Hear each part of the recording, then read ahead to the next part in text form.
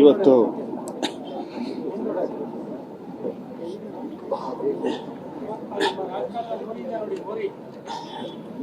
ಏನು ಮಾತಾಡ್ಬೇಕು ಗೊತ್ತಾಗ್ತಾ ಇಲ್ಲ.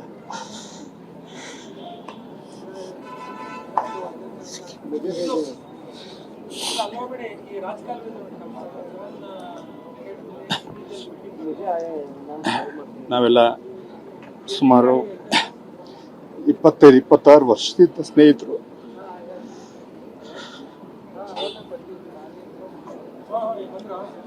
ಇಂಡಸ್ಟ್ರಿಯಲ್ಲಿ ತುಂಬ ಸ್ಟ್ರಗಲ್ ಮಾಡಿದ್ವಿ. ಅದಕ್ಕೆಲ್ಲ ಒಂದು ಒಳ್ಳೆ ಫಲ ಸಿಕ್ಕಿದೆ ಅನ್ನುವಂಥ ಟೈಮಲ್ಲಿ ಇವತ್ತು ದಿಲೀಪ್ ನಮ್ಮ ಜೊತೆ ಇಲ್ಲ.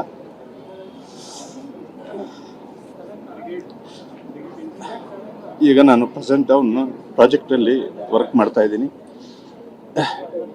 ಕಷ್ಟಪಟ್ಟು ಕಲಾವಿದನಾಗಿ, ನಿರ್ದೇಶಕನಾಗಿ, ನಿರ್ಮಾಪಕನಾಗಿ ಒಂದೊಂದೇ ಹಂತ ಮೇಲಕ್ಕೆ ಬಂದು ಒಂದು ಒಳ್ಳೆ ರೀತಿಯಲ್ಲಿ ಸೆಟ್ಲ್ ಆಗೋ ಟೈಮಲ್ಲಿ ಇಂಥ ಒಂದು ಆಘಾತ ಬಂದಿದೆ ಅಂದರೆ ನಿಜವಾಗಿಯೂ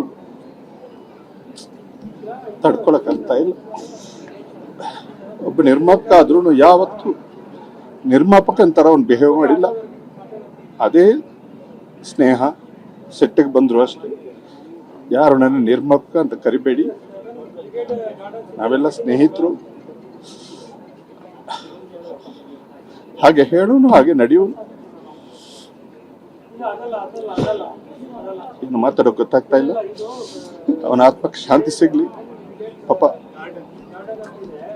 ಅವರ ಪತ್ನಿ ಮತ್ತೆ 2 ಹೆಣ್ಮಕ್ಳು, ಅವ್ರಿಗೆ ಹೇಳೋ ಸುಲಭ, ಆ ದುಃಖನ ತಡೆಯೋ ಶಕ್ತಿನ ಕೊಡ್ಲಿ ಅಂತ ಭಗವಂತನಲ್ಲಿ ಪ್ರಾರ್ಥಿಸ್ತೀನಿ. ದಿಲೀಪ್ ರಾಜ್ ಅವರು ನನಗೆ ಆ್ಯಕ್ಚುಲಿ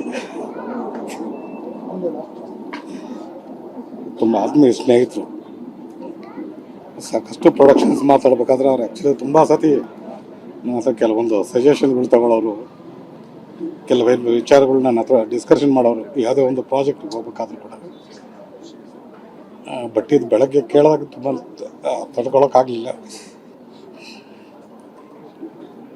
ನಿಜವಾಗ್ಲೂ ಅವ್ರ ಆತ್ಮ ಶಾಂತಿ ಸಿಗಲಿ ಅಂತ ಮಾತ್ರ ಹೇಳಬಲ್ಲೆ. ಅವ್ರ ಜರ್ನಿಯಲ್ಲಿ ನಾನು ಮಾಡಿದಂಥ ಸಿನಿಮಾಗಳಲ್ಲೂ ಕೂಡ ಸಾಕಷ್ಟು ಪಾತ್ರಗಳು ಮಾಡಿದ್ರು ಅವರು. ಒಂದು 4-5 ಸಿನಿಮಾಗಳಲ್ಲೂ ನಾನು ಮಾಡಿದ್ದೆ. ನಾನು ಆ್ಯಸ್ ಎ ಮ್ಯಾನೇಜರ್ ವರ್ಕ್ ಮಾಡಿದಾಗ ಅವರು ಒಂದು ವಿದೇಶಿಯಾಗಿ ವರ್ಕ್ ಮಾಡಿದರು. ಇದು ನಮ್ಮ ಚಿತ್ರರಂಗಕ್ಕಿರ್ಬೋದು, ಕಿರುತೆರೆಗಿರ್ಬೋದು, ಒಂದು ಪ್ರತಿಭಾವಂತ ಕಲಾವಿದನ್ನು ನಾವು ಕಳ್ಕೊಂಡಿದ್ದೀವಿ ಅಂತ ಮಾತ್ರ ಹೇಳ್ಬೋದು. ಅವರ ಆತ್ಮಕ್ಕೆ, ಅವ್ರ ಮನೆಯವ್ರಿಗೆ, ಎಲ್ಲರಿಗೊಂದು ಆ ದೇವ್ರ ಶಾಂತಿ ಕೊಡಲಿ ಅಂತ ಕೇಳ್ಕೊಳ್ತೀನಿ. ನಮಸ್ಕಾರ.